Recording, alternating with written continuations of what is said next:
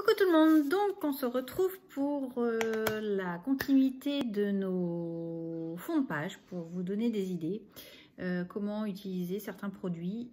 J'espère répondre vraiment à vos questions.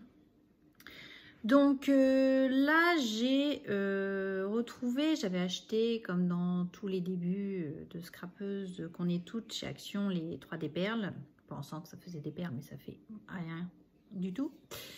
Du coup il me reste quelques flacons, donc certains sont presque vides puisque j'ai essayé de trouver des utilisations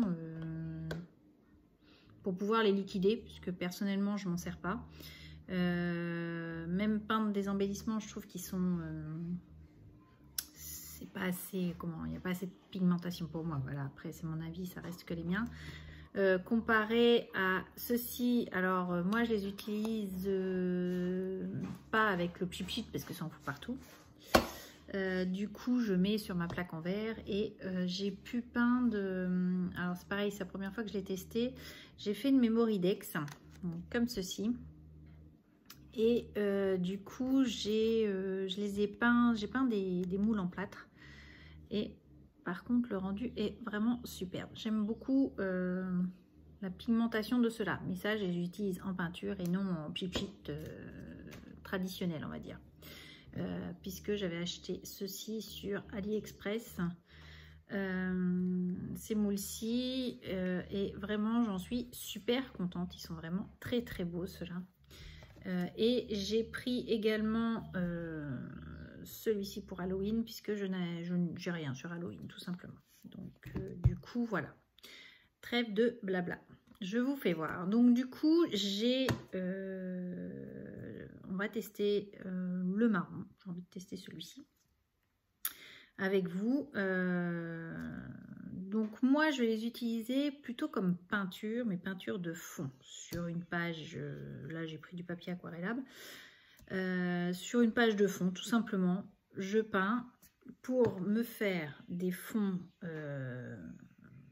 soit des fonds d'ATC, des fonds d'AT coin, des fonds de AT timbre, enfin bon voilà. Et moi là ce que j'ai fait surtout, c'est que je m'en suis servi pour faire des fonds de fleurs. Donc voilà.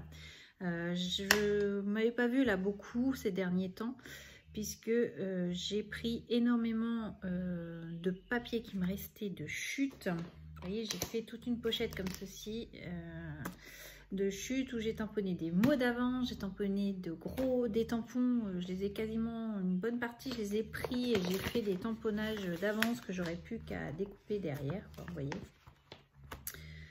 Donc j'ai un gros travail maintenant de découpage, mais ça je me le réserve plutôt le soir en regardant la télé. Ça permet d'être aussi bien continuer à scraper tout en évitant d'en avoir partout sur ma table, parce que là je vous assure, ça fait pratiquement 2 mois que je suis confinée, ma table n'a pas des amplis depuis 2 mois. Voilà.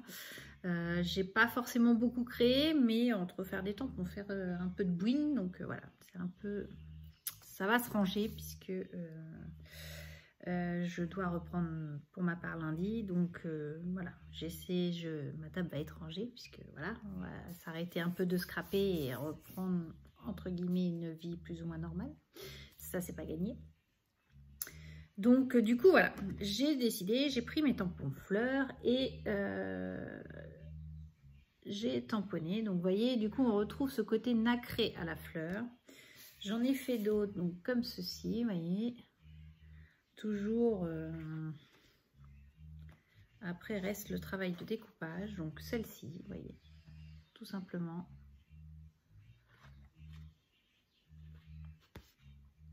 Et celle-ci. Donc, rien de compliqué, je vous bascule sur mes mains, c'est juste pour que vous voyez le rendu que l'on peut faire. Alors moi, c'est une des utilisations que j'ai trouvées, hein. Peut-être qu'il y en a d'autres, hein. Comme je dis, je n'ai pas la science infuse, mais voilà, je ne sais pas des trucs que je me sers, donc je me dis plutôt que de les jeter, hein, autant leur trouver une utilisation tout à fait correcte, on va dire. et puis que ça puisse faire des embellissements. Alors vous pouvez faire, donc là j'ai fait des fleurs, mais vous pouvez faire tout autre tamponnage, hein. Vous pouvez faire à la rigueur des mots, tout simplement.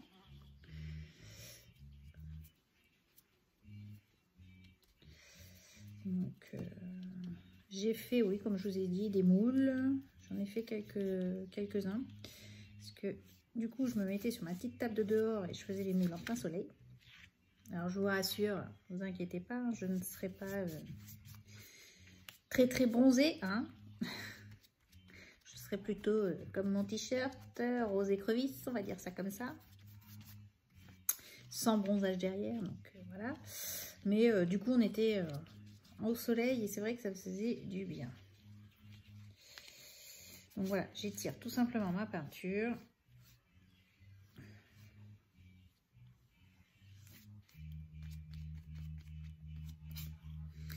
Je sais pas si je vous avais fait, si je crois que je sais plus si je vous avais fait voir mes petites fleurs en jean que j'avais réussi à faire du coup. Si je crois, sur une autre vidéo. J'ai encore les gélatos à vous faire voir pour faire vos fonds. Voilà. Donc il y a des endroits qui sont plus ou moins foncés. Et vous obtenez donc votre fond de page. Voilà. Alors c'est vrai que c'est de la peinture qui sèche assez vite. Tout simplement. Donc, hop. Donc après, vous prenez, alors je vais le faire maintenant, j'espère que dans le petit coin là, ça doit être, c'est pas trop mal. Alors moi je le fais à la Versafine.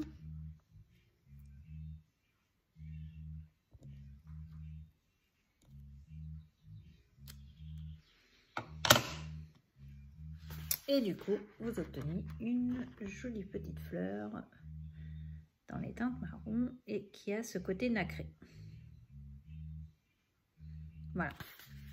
Donc, une des utilisations qu'on peut faire avec des 3D perles. Ça a coupé, désolé. Donc, une des utilisations qu'on peut faire avec les 3D perles, c'est de faire des fonds comme ceci. Peut-être qu'il y en a d'autres. Moi, j'ai trouvé celle-ci.